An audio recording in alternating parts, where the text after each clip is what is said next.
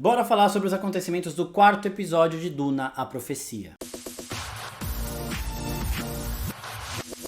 E aí, seus geeks, tudo certo? Eu sou o Marcos Veloso e vamos falar do episódio mais interessante de Duna, a Profecia até aqui, na minha opinião. Pra mim ainda falta ação, mas esse ainda assim é o episódio mais interessante que a série entregou até agora. Antes de eu começar a falar sobre isso, quero pedir pra vocês se inscreverem no canal, darem uma olhadinha também depois nas nossas outras playlists e nos outros vídeos de Duna. E também avisar que tem spoiler, se você ainda não viu esse episódio 4, vai lá no Max, assiste que ele já está disponível e depois volta pra cá. Bom, primeiro de tudo, esse episódio tem um elefante na sala, que é o grande acontecimento do final. Eu vou falar mais dele também no final do vídeo pra gente seguir a ordem cronológica do episódio. E começando a falar do que está me incomodando na série, que é a falta de ação. Eu acho que o Desmond Hart ter essas habilidades sobrenaturais é muito bom pra série, porque ele claramente recebeu isso de um ser divino. Eles estão, inclusive, aumentando esse impacto divino que os Shar-Lud têm até 10 mil anos no futuro nos acontecimentos que a gente vê de Duna. Eles são em Arrakis venerados como divindades, né? Aqueles que os chamam de Shar-Lud os veneram e respeitam como divindades. A gente está vendo aqui que provavelmente eles têm conexão com esses poderes que o Desmond Hart conseguiu. Esses poderes que também podem ter uma ligação com o próprio Paul Atreides 10 mil anos no futuro, já que agora ele tem a habilidade de influenciar presente, passado e futuro. Então ele pode voltar 10 mil anos no passado e colocar o Desmond Hart no caminho que ele quer que o Desmond Hart esteja. O Desmond Hart, então, está fazendo neste tempo o que o Paul Atreides precisa que ele faça para que o Paul Atreides nasça e se torne o Xath Hadarat, o Lisan Al-Gaib, o Tiran Arafel e todos esses grandes nomes que ele vai receber no futuro. Então, como eu já disse nos outros vídeos, o Desmond Hart está pavimentando o caminho para que 10 mil anos no futuro o Paul Atreides surja. E qual que é o impacto que os acontecimentos e os feitos de Desmond Hart têm para o universo que a gente vê de Duna 10 mil anos no futuro? 10 mil anos é muito tempo para um cara conseguir ter um impacto aqui que vá ter efeito direto tipo, durante todo esse tempo, tá ligado? São milênios no futuro. É muito tempo mesmo. O primeiro grande impacto de Desmond Hart está na ascensão da casa Harkonnen, porque o Paul Atreides só nasce quando a Jéssica trai a ordem das Bene Gesserit, mescla o gene Harkonnen com o gene Atreides, duas das casas mais poderosas daquela época. Os Harkonnen dessa época, eles não são nada poderosos.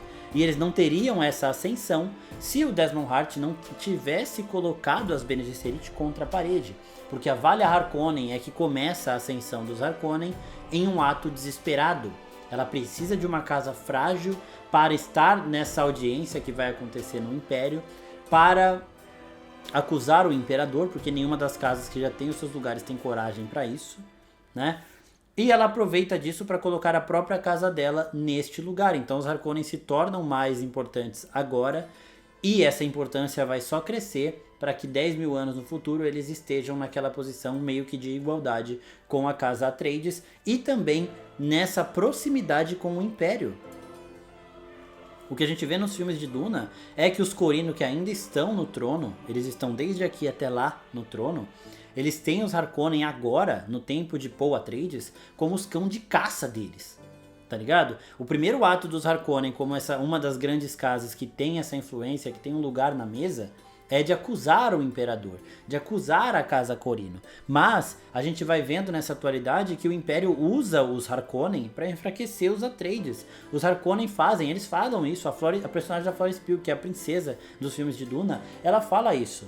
O meu pai usa os Harkonnen como os cão de caça deles, né? Os cães de caça do meu pai são os Harkonnen. Então, essa alçada Harkonnen a se tornar uma das casas mais importantes de toda, o top 2, junto com os Atreides, começa neste momento.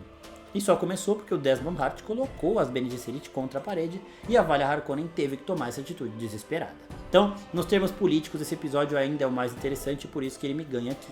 Porque a gente tem todas as frentes do mundo lutando para enfraquecer o Desmond Hart, porque eles estão com medo do poder que ele tem de matar as pessoas e do poder que ele tem para influenciar o fraco imperador. O imperador é fraco, é frágil, e por isso que o Desmond quer que ele continue ali, porque ele é facilmente manipulável, e é isso que o Desmond está aproveitando para servir a quem ele realmente está servindo. A pessoa, o ser, a divindade que deu a ele estes poderes sobrenaturais. Então, a gente vai ver os rebeldes ali agindo, colocando uma bomba, a gente vai ver as Bene Gesserit agindo, colocando os Harkonnen no meio da galera, tornando a casa Harkonnen mais importante. A gente vai vendo a própria princesa agindo com o príncipe para tentar colocar juízo na cabeça dos pais. Então as coisas vão se movimentando e o Desmond Hart, a gente vê ele tomando um chazinho junto com o imperador, tranquilo, de boa, tranquilo e calmo ali. Todo mundo querendo a cabeça dele e se movimentando loucamente para isso e ele tomando um cafezinho. E é por isso que esse episódio é tão fascinante.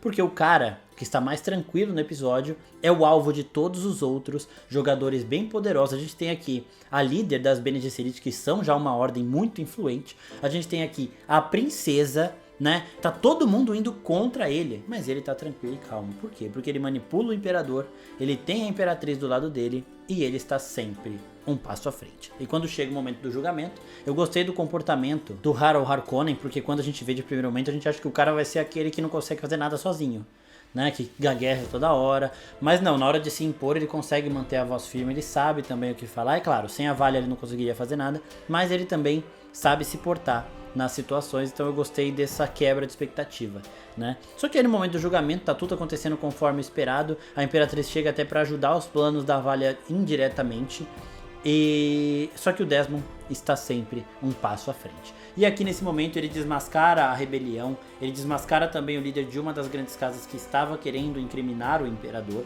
acusar o imperador, estava usando os Harkonnen para isso, e ele mata todos eles usando as suas habilidades. E é aí que me pega um pouco a falta de ação, porque ele poderia ser um executor mais físico nesse momento. Para matar uma criança, ele pode usar essas habilidades, né? Porque seria muito difícil, muito pesado você mostrar uma criança, sei lá, sendo esfaqueada e tudo mais. Para matar alguém que está em outro planeta, também. Ele não está com condições físicas de alcançar essa pessoa. Agora, para matar os 4 caras que estão ali na frente dele, ele poderia se preservar um pouco, até porque esses poderes gastam muito, exigem muito dele, né? E poderia usar as habilidades de luta que ele tem, porque antes dele ser sugado pelo Shai-Hulud e ressurgir da especiaria com essas habilidades, ele era um cara que era habilidoso o suficiente para ser um enviado do Império para Arrakis, que é um lugar extremamente poderoso, extremamente perigoso, e alguém que a gente sabe que matou muitos Freemen. E os Freemen são os melhores guerreiros do universo aí, ou estão entre os melhores, né? Porque eles crescem já nesse ambiente de luta e fuga, de sobrevivência e tudo mais. Então ele já é uma pessoa que tem habilidades físicas impressionantes, assim como o personagem do Jason Momoa tem no primeiro filme. Então eu queria ver mais disso. Só que ele usar os poderes nesse momento serve pra gente ver a fragilidade dele também. Porque ele tinha usado com uma criança, a gente viu ele sentindo dor no momento, mas depois fica de boa. A gente não viu muito dos reflexos que o uso do poder pra matar a Bene Gesserit lá tinha feito nele. Só que com 4 caras, a gente vê, começa a sangrar as costas, ele cai ali quase desmaiado, o imperador fica preocupado com ele, porque o imperador tá ficando muito apegado, tá pensando assim, nossa, como ele é bondoso comigo, ele está se sacrificando por mim, não sei o que, não é por você, tá? É por outra pessoa e beleza. E aqui o Desmond Hart está seguindo o propósito dele, está pavimentando o caminho para deixar a Ordem das Bene Gesserit meio enfraquecida, para atrapalhar um pouquinho desse momento em que elas vão se estabelecer de fato, né? Para que 10 mil anos no futuro a Jéssica possa traí-las. Para que 10 mil anos no futuro os Harkonnen estejam em uma posição de bastante influência em pé de igualdade com a casa Atreides. Para tudo isso, esses feitos do Desmond Hart aqui são importantes. Então a parte do julgamento encerrada, vamos agora para as Bene Gesserit, porque todas elas têm o mesmo sonho, todas as acólitas, né, as menos experientes, as estudantes, elas têm um sonho que termina com o Shai-Hulud sugando elas e aqueles olhos azuis que eu ainda acredito que são do Paul Atreides, falando com elas em uma voz bastante robótica. Uma delas, a sonâmbula, chega a quase se matar e tem uma das Bene Gesserit ali que não é afetada por esse sonho, ela não tem esse pesadelo, ela evita a morte da amiga e ela vai ter suma importância no futuro da série porque já mostrou também que é especial. Ela e a Teodósia são as acólitas que ganharam mais importância até agora. A Teodósia a gente sabe por que nesse episódio e ela a gente ainda não descobriu, mas também vai ser peça-chave. Então, gente, olho na irmã Jen da Irmandade, que é essa acólita que não foi afetada pelos pesadelos. E aí, o que acontece com estes pesadelos. Nada de imediato, mas as acólitas ficam incomodadas, né? Algo está sendo escondido de nós pela Valia e pelas irmãs Harkonnen, pela Valia e pela Tula. E elas começam então a questionar essas líderes, as líderes que deixavam todo mundo no escuro, mas não eram questionadas até aqui. E nisso, toda a doutrinação e os ensinamentos e o modo de ver a Irmandade da Dorotheia voltam a ganhar força. Dorotheia era aquela que era a oposição da Valia Harkonnen quando a Valia assume essa posição de liderança no passado, quando ela ainda era interpretada pela Jessica Barden. A Dorotheia que foi morta ali. Ela queria usar a ordem para ter menos influência. A Irmandade deveria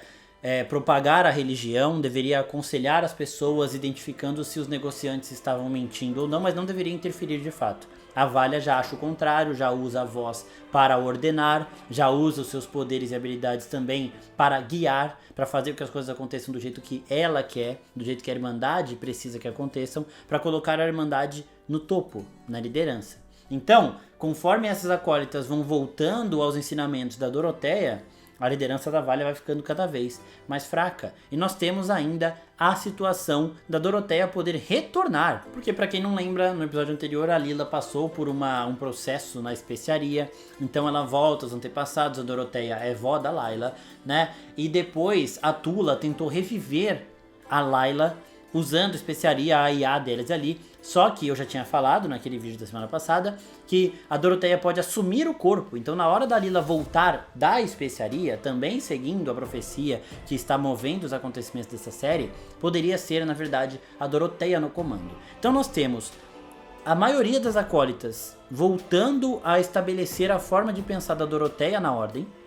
E nós temos a Dorotheia praticamente de volta, porque eu tenho quase certeza que não foi a Layla que voltou ali. Ela parece a Layla frágil, abraçando a Tula, mas pode ser tudo manipulação da Dorotheia. E se a Dorotheia voltar, ela vai ter muito mais suporte dentro da ordem do que a própria Valia Harkonnen. A Valia tem do lado dela a Theodosia, que tem uma habilidade extremamente útil. Ela tem do lado dela a voz, que outras também talvez consigam usar, até as acólitas ali, mas ela tem mais porque é ela que criou isso. Então, ela vai prevalecer. A gente sabe que a Valia Harkonnen vai prevalecer porque a ideia dela do que a Ordem das Bene Gesserit tem que fazer continua viva 10 mil anos no futuro. Elas ainda estão manipulando as coisas para ter o escolhido delas ali, a cria delas no trono do Império. Então, as coisas vão sim ficar mais conturbadas no futuro. A Dorotheia provavelmente vai voltar e ter essa força, mas a Valia Harkonnen no final vai prevalecer. Agora vamos falar um pouquinho da Theodosia e das habilidades dela. O que é isso que a Theodosia fez de mudar o rosto? Ela não tem um poder nato de assumir a forma de outra pessoa assim. Ela é uma dançarina facial. Os dançarinos faciais, eles têm essa habilidade de assumir formas, jeitos, tom de voz, lembranças de outras pessoas, e por isso eles são muito úteis nesse universo de Duna. Eles são de uma espécie meio que ignorada, meio que mal vista, porque eles são também muito extremistas, eles fazem experimentos extremamente violentos, e até por isso que eles são mestres biológicos, eles são os seres mais avançados em termos biológicos, até porque eles conseguem manipular o próprio corpo para mudar de forma. E o que a Theodosia faz nesse episódio, a gente vê que é muito doloroso, por isso que ela não queria usar essa habilidade mais, né? Ela se contorcendo tudo ali, a gente vai sentindo a dor dela a cada passo que ela dá. Então por isso que ela não queria usar essa habilidade, mas ela usa, porque ao longo do episódio ela vai entendendo a luta da Valia Harkonnen. No começo, quando ela fala, não vou usar isso, você me prometeu, não sei o que, confrontando a Valia, ela achava que a Valia estava ali com, sei lá, objetivos egoístas e tudo mais. Mas quando ela conhece mais do Griffin Harkonnen, ela entende todo o sacrifício e toda a dificuldade que a Valia Harkonnen também está passando nesse momento. Então por isso, quando ela assume o corpo do Griffin, a identidade, a aparência, ela não assume o corpo, né? Quando ela assume a aparência do Griffin e aparece diante da Valia Harkonnen, de primeiro momento eu não entendi porra nenhuma. Eu achei que a Valia estava vendo o Griffin, mas estava conversando com o Harold Harkonnen, que é o cara que está aí comandando a casa Harkonnen agora. Achei que ela estava tendo uma visão, mas quem estava na frente dela é o sobrinho dela, não o Griffin.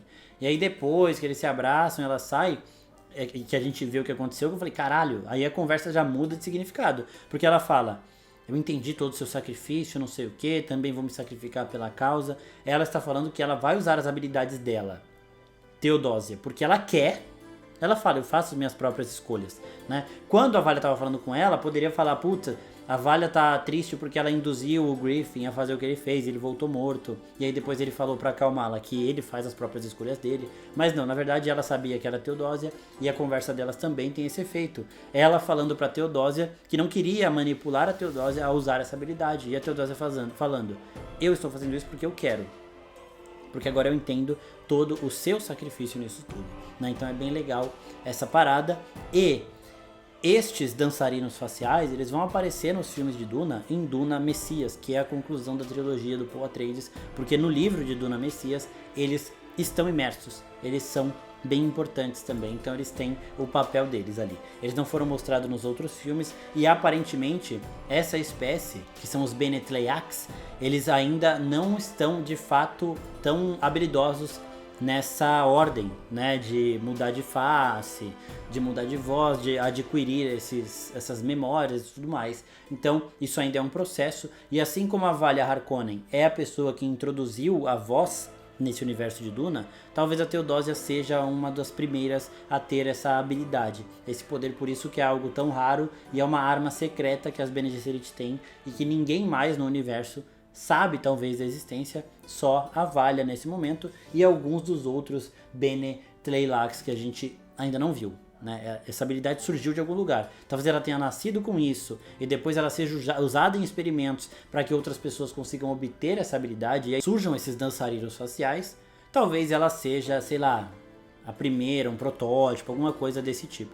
Eu acredito que ela nasceu com isso, né? E por isso que ela ainda odeia tudo isso, odeia que chame de dom e tudo mais.